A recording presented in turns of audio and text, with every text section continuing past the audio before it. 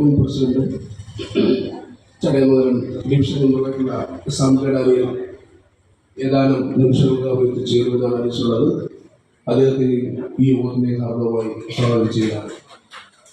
അതുപോലെ തന്നെ ഈ യോഗത്തിൽ വളരെ കാര്യമായി തന്നെ മെഡിക്കൽ ഓഫീസർ എടുത്ത് ചടയമംഗലം പോലെ ഒരു സ്ഥലത്ത് നമ്മുടെ MC റോഡുമായി ഏറ്റവും അടുത്ത് സ്ഥിതി ചെയ്യുന്ന ഒരു ആശുപത്രി എന്ന നിലയിൽ ആ ആശുപത്രിക്ക് ഒരു പ്രത്യേക പരിഗണന കൊടുത്തുകൊണ്ട് കിടത്തി ചികിത്സ വളരെ അടിയന്തരമായി തന്നെ ചടയമംഗലം FHSCയിൽ ആരംഭിക്കണമെന്നുള്ളൊരു നിർദ്ദേശം ആ മീറ്റിങ്ങിനകത്ത് കൊടുക്കുകയും നമുക്ക് വളരെ താമസിക്കാതെ തന്നെ അത്തരത്തിലൊരു സംവിധാനം ഉണ്ടാക്കി തരാമെന്ന് മിനിസ്റ്റർ നമുക്ക് അവിടെ വെച്ച് വാക്ക് തരികയും ചെയ്തിട്ടുണ്ട്. തീർച്ചയായിട്ടും മിനിസ്റ്ററെ ഈ അവസരത്തിൽ അതിനെ അഭിനന്ദിക്കുകയാണ്. കാര്യം ഗ്രാമപഞ്ചായത്ത് വളരെക്കാലങ്ങളായി അനുഭവിച്ചുകൊണ്ടിരിക്കുന്ന, പൊതുജനങ്ങളിൽ നിന്ന് അനുഭവിച്ചുകൊണ്ടിരിക്കുന്ന, മാധ്യമ സുഹൃത്തുക്കളിൽ നിന്ന് അനുഭവിച്ചുകൊണ്ടിരിക്കുന്ന ഒരു ബുദ്ധിമുട്ടിനാണ് മിനിസ്റ്റർ വളരെ താമസിക്കാതെ അതിനൊരു പര്യവസാനം ഉണ്ടാക്കുമെന്ന് ഞങ്ങൾ വിശ്വസിക്കുന്നത്.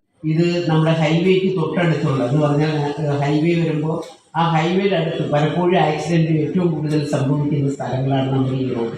അപ്പോൾ അതിൻ്റെ സൈഡിലുള്ള ഒരു ആശുപത്രി എന്ന നിലയ്ക്കുള്ള ഒരു പരിഗണന ഗവൺമെൻറ് അല്ലെങ്കിൽ നമ്മുടെ DMO ഓഫീസിൽ നമുക്ക് തരാം എന്നുള്ളൊരു ഉറപ്പും കൂടെ വന്നു.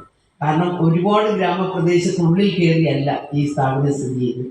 അപ്പോൾ ഇവിടെ ഒരു ആക്സിഡൻറ്റ് വന്ന് നമുക്ക് ഓടി മെഡിക്കൽ കോളേജിലോ ഗോകുലത്തിലോ മറ്റ് ഇതര പ്രദേശങ്ങളിൽ നമുക്ക് എത്തുന്നതിന് മുമ്പ് അടിയന്തര ചികിത്സ കൊടുക്കണമെന്നുണ്ടെങ്കിൽ തീർച്ചയായും അടുത്ത് നമുക്ക് ഇത്തരത്തിലുള്ള ഫാമിലി ഹെൽത്ത് സെൻ്ററുകളുണ്ടെങ്കിൽ, ഡോക്ടർമാരുടെ സേവനമുണ്ടെങ്കിൽ പെട്ടെന്ന് നമുക്ക് അടിയന്തര ചികിത്സ നമുക്ക് കൊടുക്കുവാൻ പറ്റും. ആ നിലയിലേക്ക് നമുക്ക് ഇതിനെ ഉപയോഗപ്പെടുത്താൻ കഴിയണം.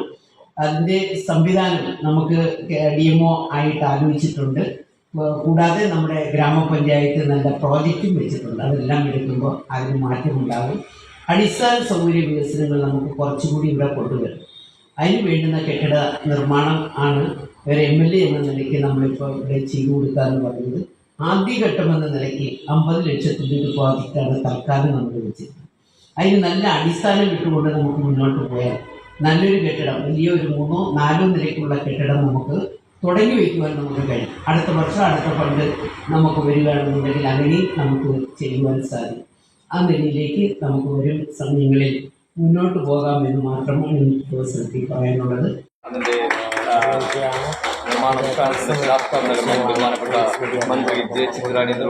ഈ ആശുപത്രിയുടെ വികസനവുമായി ബന്ധപ്പെടുത്തിയ കാര്യങ്ങളെല്ലാം മന്ത്രിയോട് സൂചിപ്പിച്ചു. യഥാർത്ഥത്തിൽ ചടയമംഗലത്തിന്റെ ആരോഗ്യരംഗത്തെ ഏക കേന്ദ്രം ഈ ആശുപത്രി മാത്രമാണ്.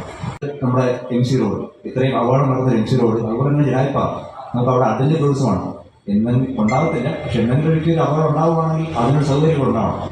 നമുക്കറിയാം MC റോഡുമായി സൂചിപ്പിച്ചതുപോലെ ഒട്ടനവധി അപകടങ്ങൾ സംഭവിക്കുമ്പോഴും എല്ലാം നമുക്ക് ആ രീതിയിൽ നമ്മുടെ ഹോസ്പിറ്റലിന്റെ പ്രവർത്തനം മുമ്പോട്ട് കൊണ്ടുപോകാൻ കഴിഞ്ഞിട്ടില്ല. 2001 ഇവിടെ MLA കടന്നു വന്ന ശ്രീ പയ്യാള ഗോപാലകൃഷ്ണൻ, അദ്ദേഹത്തിന്റെ കാലത്തും അന്ന് കിടത്തി ചികിത്സ തുടങ്ങിയ അവസ്ഥ ഉണ്ടായിരുന്നു.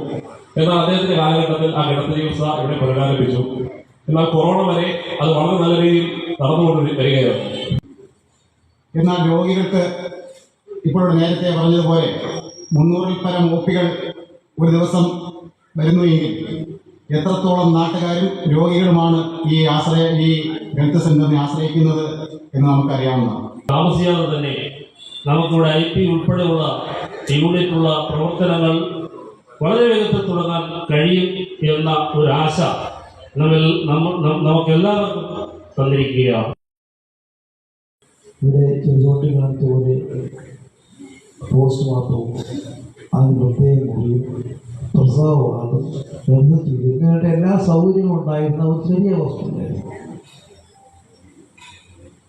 അതെല്ലാം കാലക്രമേണ ലോപിച്ച് നിൽക്കുന്നൊരവസ്ഥയുണ്ടായിരുന്നു. പല കാരണങ്ങളാൽ പലപ്പോഴും ഇത് പുതുതായിട്ട് തുടങ്ങുന്ന ഒരു സംവിധാനമല്ല.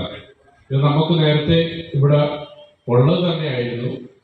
അത് പുനരാരംഭിച്ചാൽ മാത്രം മതി. അതിനെന്ത് തടസ്സമാണോ ഉള്ളത് നമ്മൾ പലതവണ പഞ്ചായത്തിലായാലും HMC-യിലായാലും എല്ലാം ചർച്ച ചെയ്തതാണ്. ഒരു സമയത്ത് ഇവിടെ കിടത്തി ചികിത്സ മാത്രമല്ല പ്രസവ ബാധിതരുള്ള